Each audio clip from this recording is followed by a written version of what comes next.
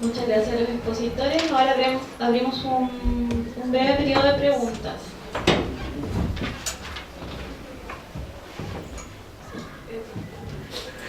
No, yo creo que la podemos hacer así. Bueno, muchas gracias a los tres expositores, realmente muy interesante las tres exposiciones. Ahora, el contraste entre la regulación constitucional a nivel brasileño y la regulación constitucional en materia de trabajo y seguridad social en Chile es abismal. Por lo tanto, en su minuto, cuando programamos con Daniel el simposio y queríamos efectuar más perspectivas comparativas, realmente la comparación en esto es difícil, digamos que pueda realmente ser útil. Son dos modelos económicos, ¿cierto?, que tienen una coherencia en la cuestión laboral obvia, ¿cierto? La cuestión laboral tiene que ser coherente con una visión económica general de la Constitución muy distinta. Entonces, el modelo neoliberal de la Constitución chilena, ¿cierto?, un modelo de Estado social de la Constitución brasileña. Entonces, obviamente que la regulación del trabajo y de la seguridad social es radicalmente distinta. Sin perjuicio de ello, yo quería hacer dos preguntas específicas y que, como decía el profesor Gajewski, pudiera ser de interés también para lo que es el contexto del debate en Chile en la actualidad. A la profesora Alexandra, consultarle por la posibilidad, por lo que aquí se ha denominado, en Chile se denomina la titularidad sindical. ¿Qué quiere decir eso? Yo no sé si esa es una expresión universalmente aceptada dentro del derecho al trabajo o es un localismo en Chile, pero en nuestro país quiere decir que se estaría imponiendo aparentemente con la reforma del trabajo una suerte de monopolio de la representación de los trabajadores por parte de un sindicato, o una tendencia a la representación por parte de un sindicato, y disminuir la existencia de otros sindicatos y, con más fuerza aún, disminuir la posibilidad de que agrupaciones de trabajadores no constituidas en sindicato puedan negociar colectivamente dentro de una empresa. Esa posibilidad existe en la actualidad en Chile. El Código del Trabajo, muy liberal, ¿cierto?, redactado en 1979, entre 1979 y 1980, posibilita la existencia de varios sindicatos dentro de una empresa, cosa que en principio no contraría el derecho constitucional tradicional, ¿cierto?, la libertad sindical, pero además posibilita la posibilidad de que grupos de trabajadores negocien colectivamente y obtengan beneficios para sí sin respaldo de un sindicato y sin pertenencia a un sindicato, lo cual debilita o ha debilitado a los sindicatos de nuestro país. Entonces eso es lo que se denomina la titularidad sindical. Me pareció entender, y había una cláusula bien interesante que me pareció entender que estaba en la Constitución brasileña, que decía justamente lo que la reforma laboral persigue, es decir, que donde había un sindicato en una unidad territorial o de base, yo me imagino que la expresión de base también se refiere a la empresa, no podía existir otro sindicato.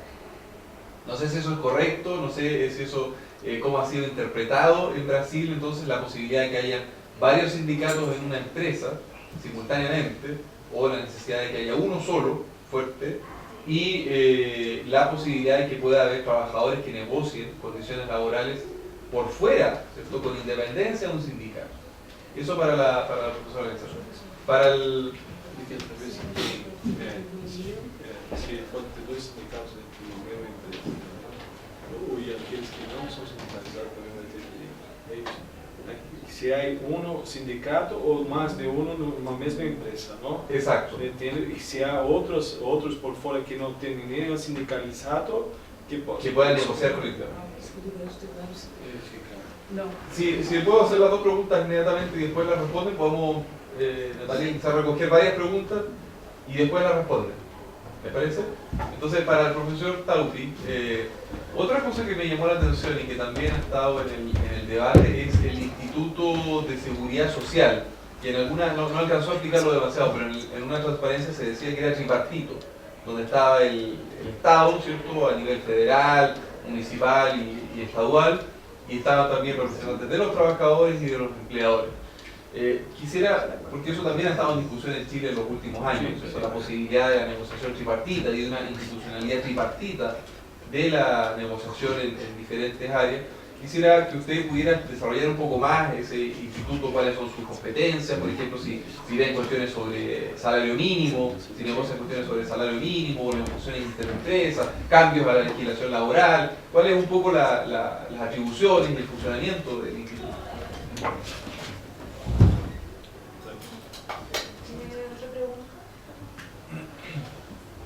Yo tengo una pregunta, pero a lo mejor puede ser un poco extensa, pero sí que la puede abordar. Quiero ustedes dos profesores, porque seguramente ya le habrán comentado cómo funciona el sistema de pensiones en Chile, digamos, ¿no? Tienen alguna noción, ¿no? No tengo mucha. ¿No tiene noción usted? Sí, Y lo informo un brevemente. ratito. Muy brevemente, muy Sí. brevemente. Básicamente un sistema de capitalización individual, Sí. ¿no? No existe sistema de reparto en Chile. A excepción de las Fuerzas Armadas, obviamente. Obviamente tienen su régimen aparte, igual que por lo que usted decía precisamente en Sí, Brasil, mi ¿no? propio. Y ahí sí hay reparto y ahí sí el Estado desembolsa muy gran cantidad de dinero. Bueno. Entonces en Chile existe eso y existe lo que se denomina la tasa de reemplazo. La tasa de reemplazo en el fondo es lo que la persona que está a punto de jubilarse va a recibir cuando llegue el minuto de jubilarse. Sí. Bueno, inicialmente se estimaba que esta tasa iba a ser cerca del 70%. Estudios recientes de distintos sectores políticos han concluido que esa tasa va a llegar al 30% del último salario. Vale decir, ¿no? Bueno, usted en su exposición hacía cierta crítica al modelo brasileño precisamente porque parecía un saco roto de dinero, ¿no? Sí. Se pierde mucho dinero, pero por otro lado está el sistema chileno que, bueno, existe claridad de la titularidad de ese dinero, pero hasta por ahí. Porque ese dinero, si bien es cierto, está en una cuenta de una persona, pero no logra cumplir el objetivo, que es dar seguridad social a aquella persona que ya cumplió su vida laboral. Entonces yo simplemente quería ver si usted podía dar alguna opinión respecto al tema de algún sistema intermedio. Está bien. Vamos.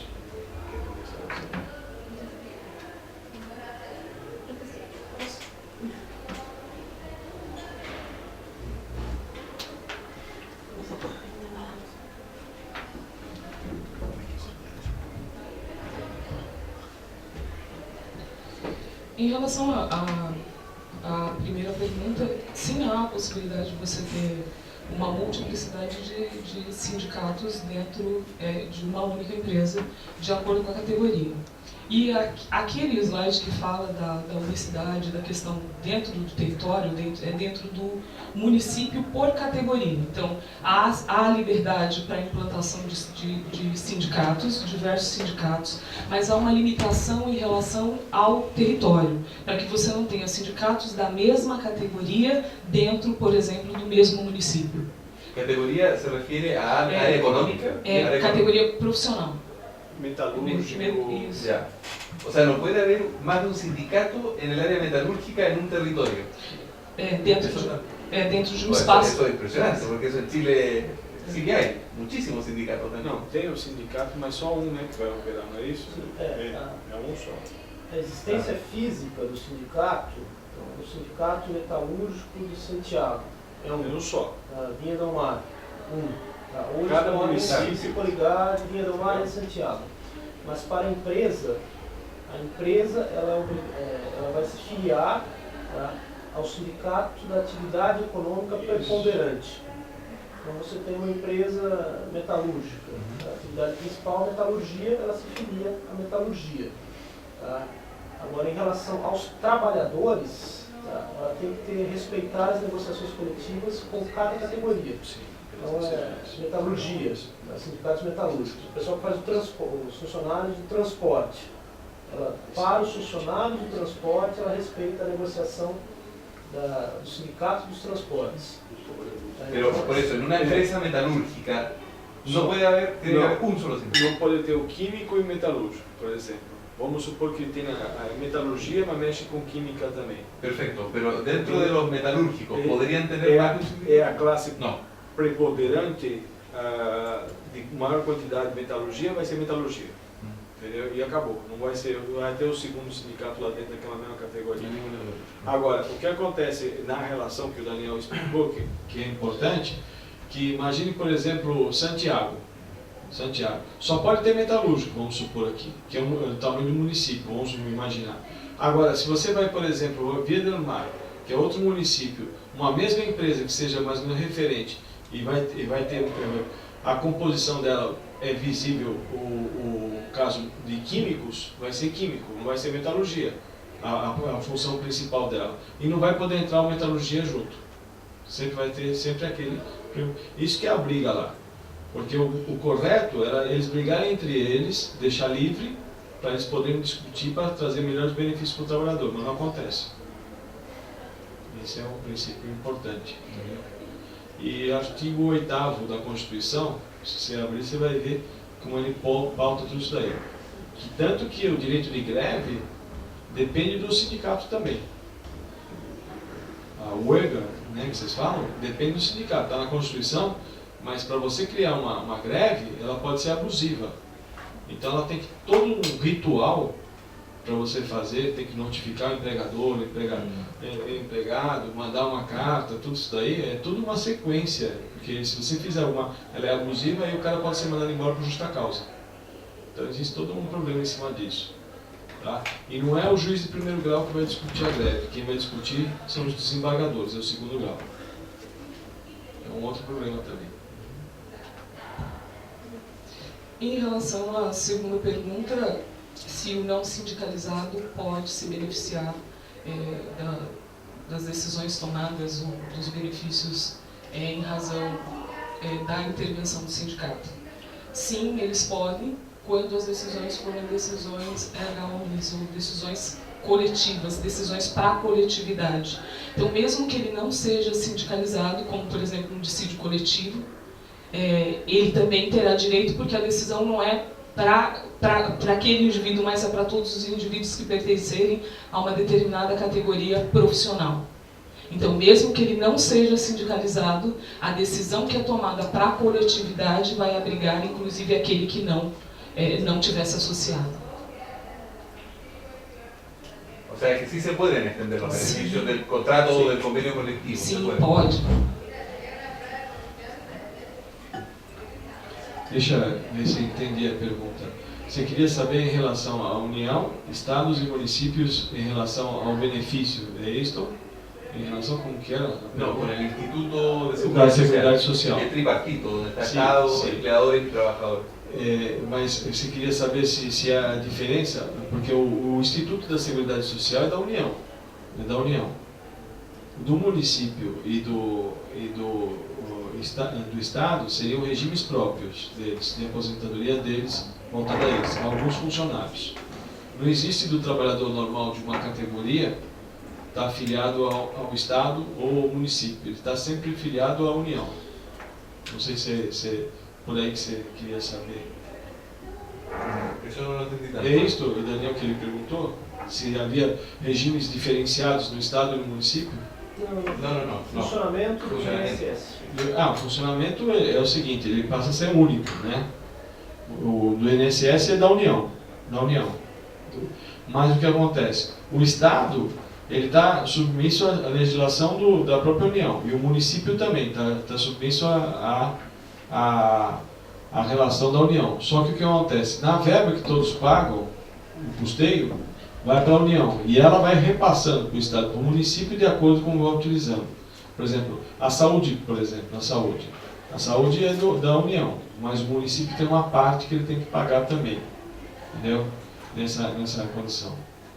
Agora, a assistência social, por exemplo, vai direto para a União, não passa nem pelo Estado nem pelo município. O cara vai cumprir as regras da União. É isso que eu queria saber, mais ou menos? ¿Y cuál es la función del instituto entonces? A função dele, Del instituto. do Instituto, do INSS, é benefícios. É benefício e assistência social. Na verdade, ele vai ter... O primeiro momento é a aposentadoria, o jubilamento. Depois as pensões e auxílio acidente. Por exemplo, o trabalhador sofreu um acidente na empresa. Os primeiros 15 dias é da empresa que tem que pagar. A partir do 15º dia em diante, passa a ser o INSS que vai pagar. A gestão da estrutura previdenciária no Brasil cabe ao INSS. É uma autarquia federal vinculada ao Ministério da Previdência que faz toda a gestão.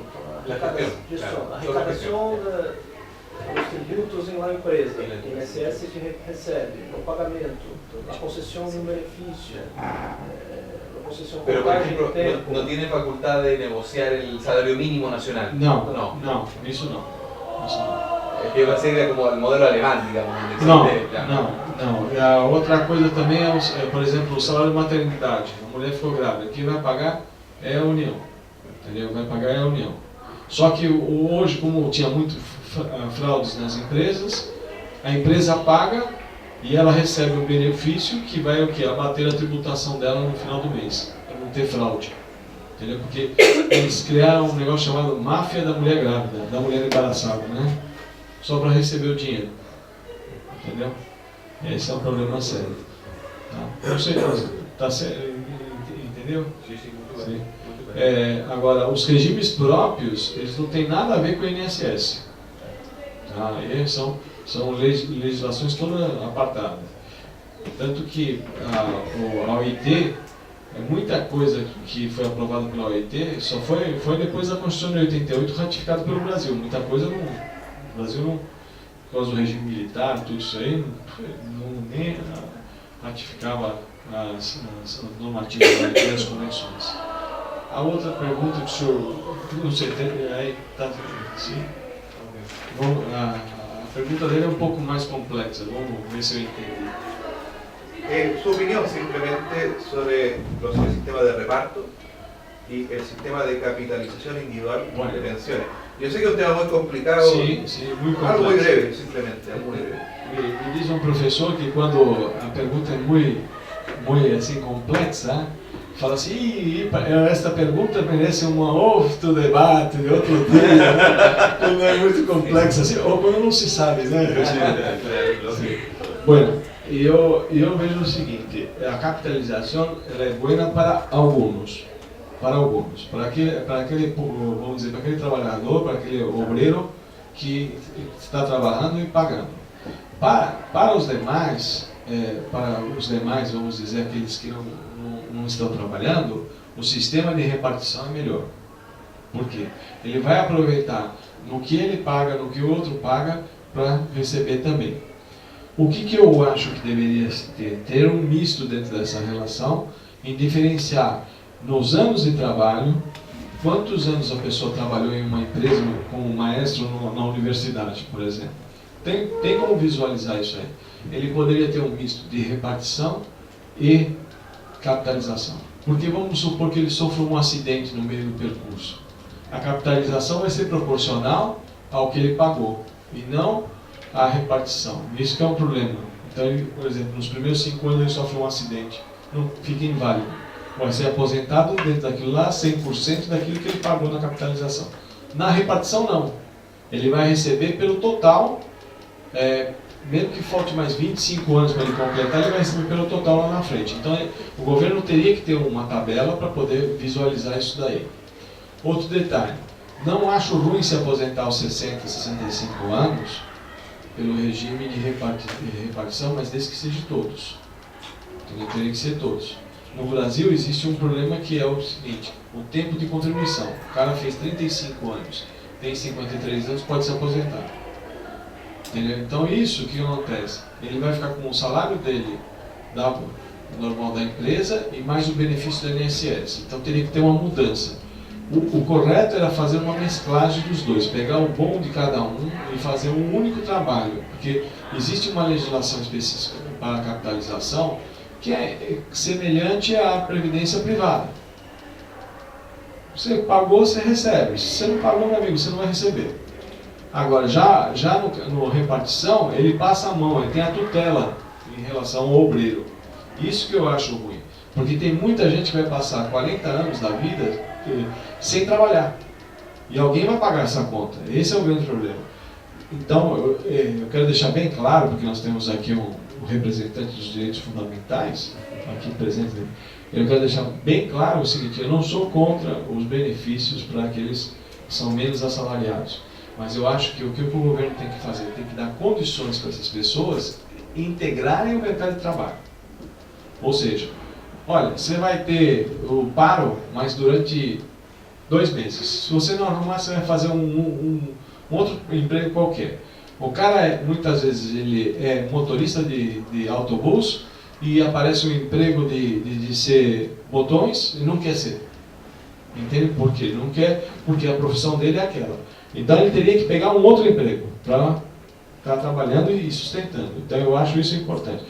Outro detalhe, acabou a profissão, por exemplo, qualquer outra, fazer uma reciclagem, o governo ter esse problema muito sério. Por quê? O que vai acontecer? Hoje nós estamos falando muito da terceirização, né? E a terceirização, ela tá entrando, que vai acabar com os sindicatos. Eles estão com medo. Mas não acaba com o sindicato, ela vai criar mais um sindicato. O sindicato da terceirização. E aí vai ter uma outra categoria de aposentadoria e jubilamentos também. Então, quer dizer, tudo isso daí está criando o quê? Tudo um problema sério que se a gente não resolver isso nas bases fundamentais, ou tentar organizar, e isso acaba modificando toda a relação que nós temos no trabalho. E o que vai acontecer? Lá na frente ninguém vai se aposentar. E eu vejo dessa maneira, ninguém vai conseguir se aposentar. Então, professor Felipe, o que eu acho importante? Acho importante fazer uma mesclagem dos dois e diminuir a relação da repartição proporcionalmente à entrada das pessoas no mercado de trabalho. Porque o que acontece? Não pode tirar de hoje para amanhã, mas a informalidade, no Brasil pelo menos, nós temos 40 milhões de pessoas trabalhando.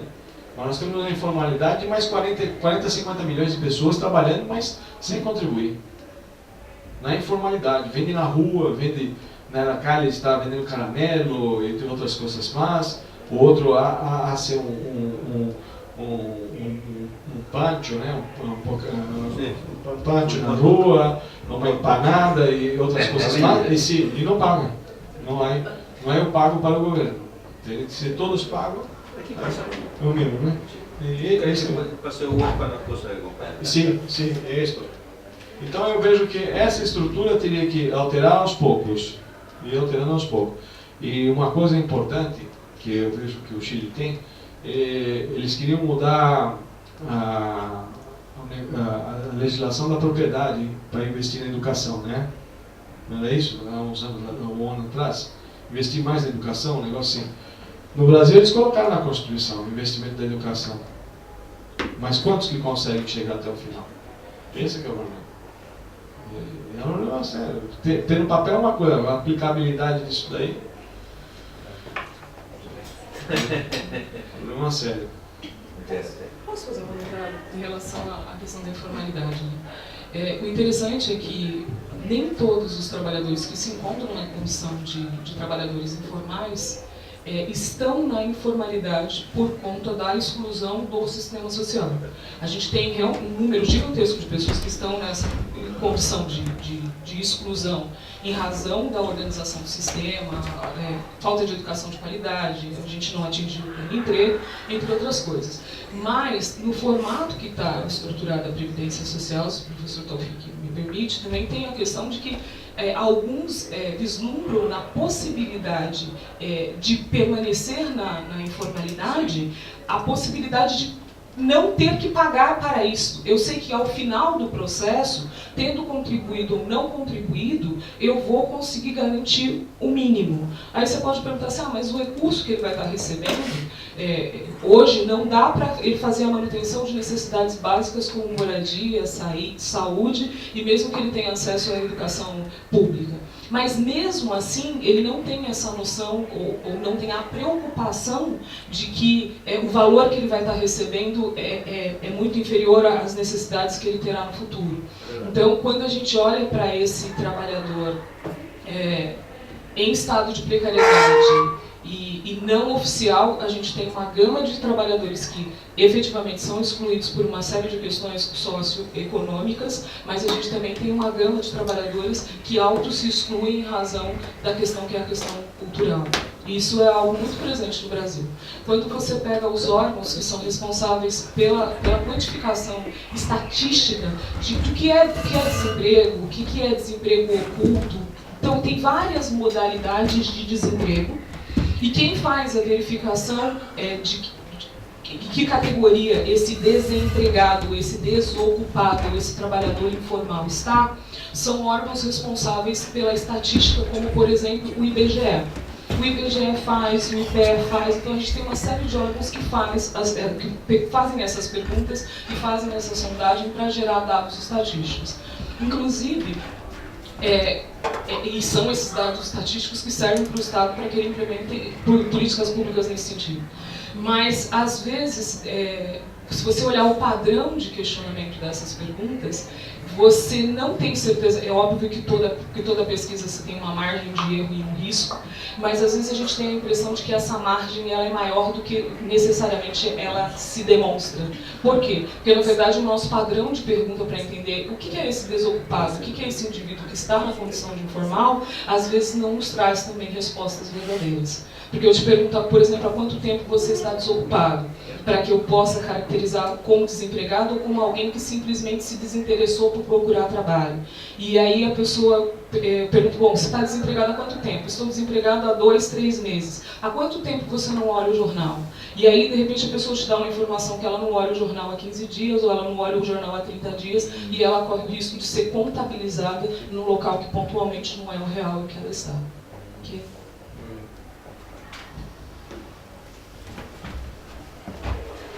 Muchas gracias a los expositores, muchas gracias al público. Con esto damos por terminada la jornada. Gracias a todos.